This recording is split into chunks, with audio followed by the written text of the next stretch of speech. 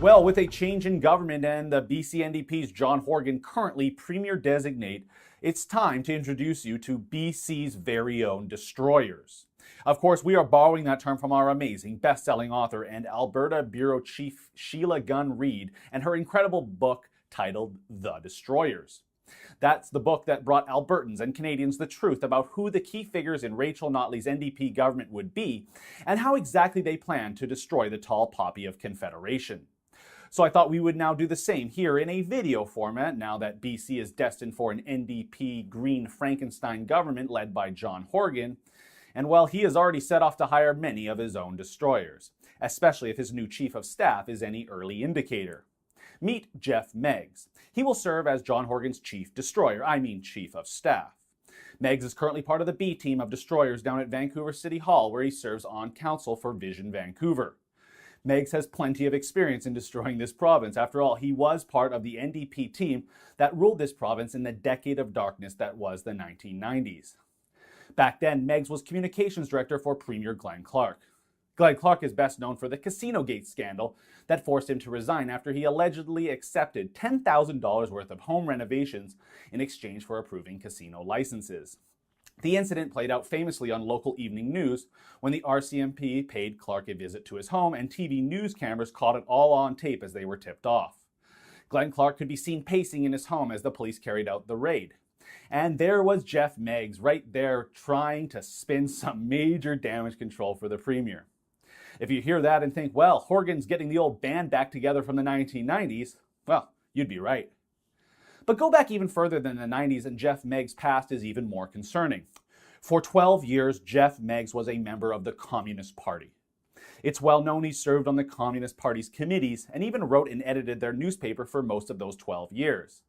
But then Meggs left the Communist Party in the late 1980s, and I suppose the impending collapse of the Soviet Union and the Berlin Wall could demoralize any dedicated communist, and Meggs appears to have been no exception. "Those aren't my views anymore," said Meggs. "I had a profound personal difference with the party and quit," unquote. What those differences are, we may never know, because when you look back at Geoff Meggs' time on Vancouver City Council since 2008 until the present, it appears the authoritarian streak and inner communist in Meggs were still around. Vision Vancouver have started to destroy this city under Mayor Robertson, Councillor Meggs, and others. Meggs details in his personal blog that he has expressed his desire to see a vehicle levy to raise money on top of the carbon tax. Meggs also believes in making Vancouver and probably all of British Columbia a sanctuary jurisdiction, and that's something I've reported on here at The Rebel. And then back in 2014, a court petition nearly removed Meggs and fellow Vision Vancouver councillor Carrie Jang from office due to conflict of interest allegations. Then there is Meggs' record in office. Bike lanes everywhere, traffic out of control, the cost of living insane. And Meggs himself even led the charge to ban round doorknobs on all new construction in the city of Vancouver, all in the name of accessibility. And I'm not joking about that one. And of course, as I've reported on, at least one local developer here in the city seemed to get a pretty sweetheart deal in a controversial land swap of city land. And I'm sure that it's only coincidence that since Vision Vancouver came to power, developers are some of their biggest political donors. Which brings me to my next point.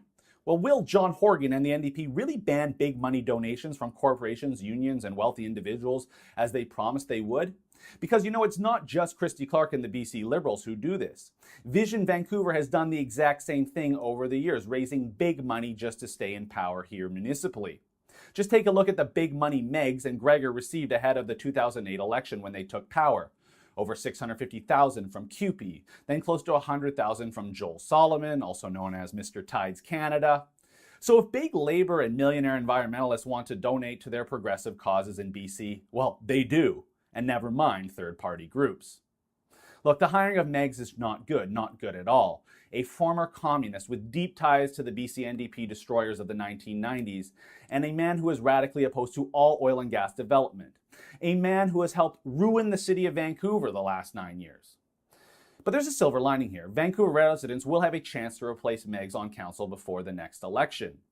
It will be the first by-election in Vancouver since 1992, And with so much disdain for Vision Vancouver here in the city, it's imperative that the opposition wins that seat to send Gregor and the rest of the NDP or Vision Vancouver destroyers, that this simply won't last for long. For the Rebel.media, I'm Christopher Wilson. Geoff Meggs will be the chief destroyer of this province under John Horgan and the NDP, so make sure you keep it locked to Rebel Canada for all your updates.